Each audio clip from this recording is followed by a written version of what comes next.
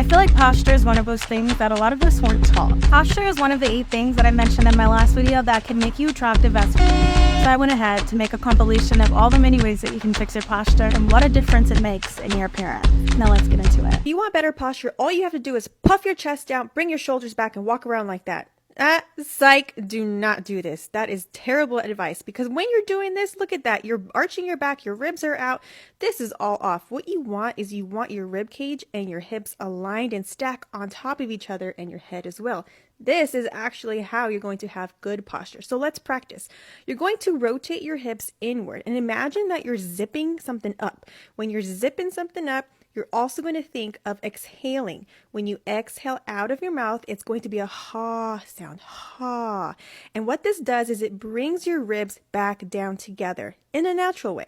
So at the same time that you're thinking about rotating your hips, zipping up, you're also going to exhale, ha, all of your breath out. And as you inhale through your nose, you're going to think of expanding your ribs out to the side as you bring the air up through your body. It's going to come out to the side of your ribs and into your back, okay? So you're going to practice, letting all that air out, feeling your abs activate. Inhale through the nose, expand your ribs. Let all that air out again. This is training your body to breathe properly in good posture while at the same time strengthening your core, which are your abs, your hips, your butt muscles, and your back muscles. So start there. The best technique that I found for improving the dreaded iPhone neck posture thing is to place my hands right behind my head and push my head against my hands for a considerable amount of time and breathing very deeply for maybe 2 to 3 minutes, really allowing that muscle in the back of our neck to strengthen once again.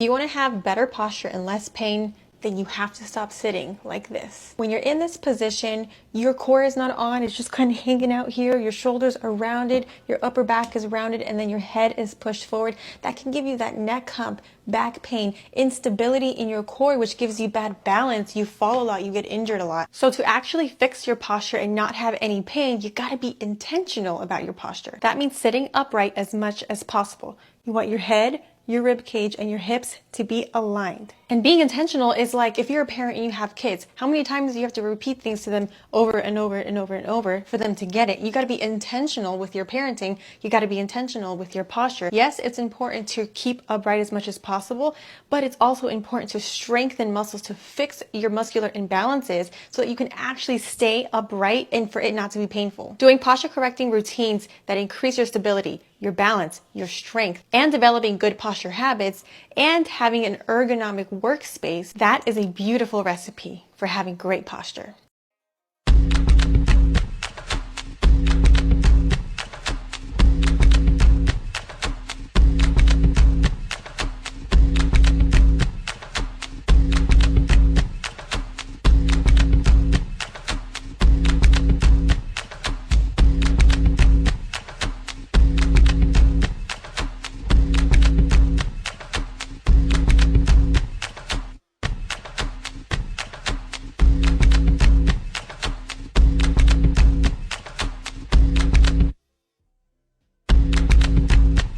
Wait a minute, that man went from to That's what these dudes are out here doing? That dude went from little boy to macho man with just a little extra huff and puff. This channel's for women, but for y'all men lurking, take note.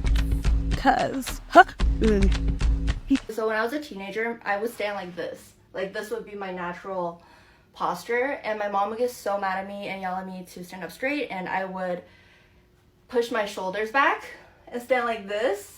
And that was my idea of standing up straight. And that obviously isn't standing up straight, and it was uncomfortable, so I couldn't do it for more than like 2 minutes. And here's what Lou one said. She said to imagine that there's like a piece of string attached to your spine, and you can like pull it. So like when you're slouching, grab that piece of string and just pull up. So it helps my posture go from this to this.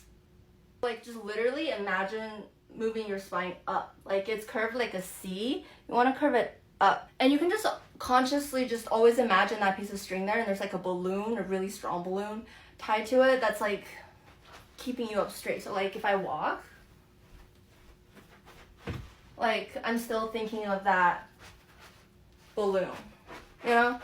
This is how I improve my posture in public places.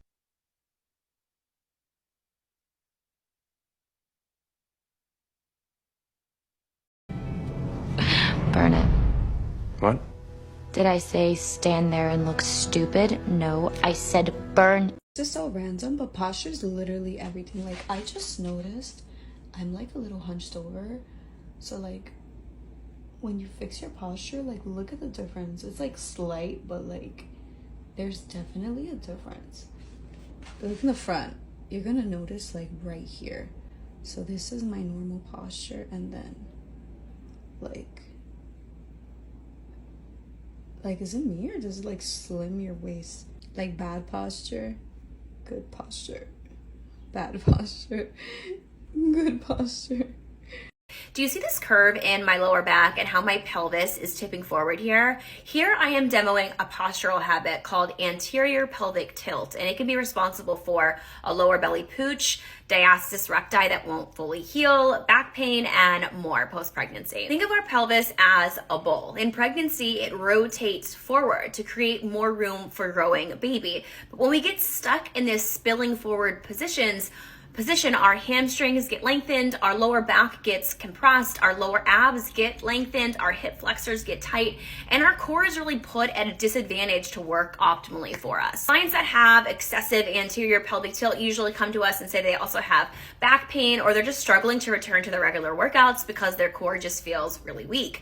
The position of anterior pelvic tilt does cause this exaggerated lumbar curve, and it throws pressure directly forward into the abdominals, which makes it hard to strengthen and heal things like ab separation when you have an excessive tilt. To optimize this, we're gonna address the underlying cause of the anterior tilt in the first place. This is gonna be things like lumbar mobility, specific hamstring activation and strength. It's also gonna include lots of deep core and pelvic floor engagement and coordination. Addressing these factors is gonna allow us to get that pelvis into a more neutral position, as you see here, which is then gonna allow us to work the core and pelvic floor more properly for optimal healing, closing diastasis, getting rid of your lower belly pooch, and more.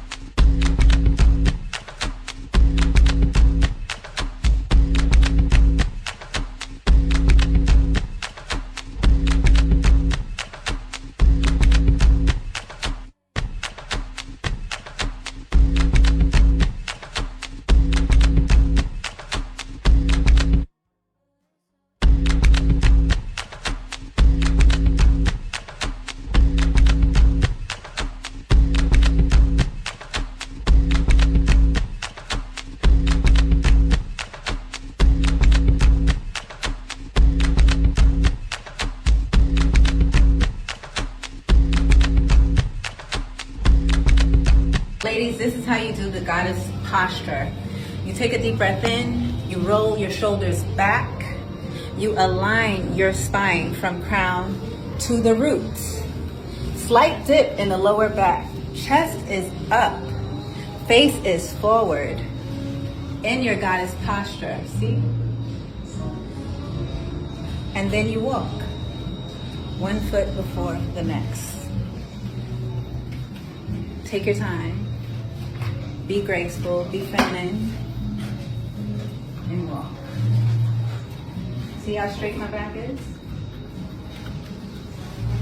I started reading this book, and ironically, one of the first pages speaks on how posture improves the flow of energy throughout the nervous system. I figured through having good posture, it increases your energy off the rip, but the fact that it helps the nervous system, just a little extra oomph to why you need to start prioritizing your posture. Like this video for someone that needs to work on your posture. And then make sure you subscribe, because I'm going to post a compilation of all the other things that I mentioned in my last video that'll make you attractive as your posture, your body, your charisma, your beliefs, your apparel, your face, your hair, your hygiene, your scent. We're getting into it all. So also turn on the post notifications for my channel if you want to make sure you don't miss out. And I'll see you in the next video.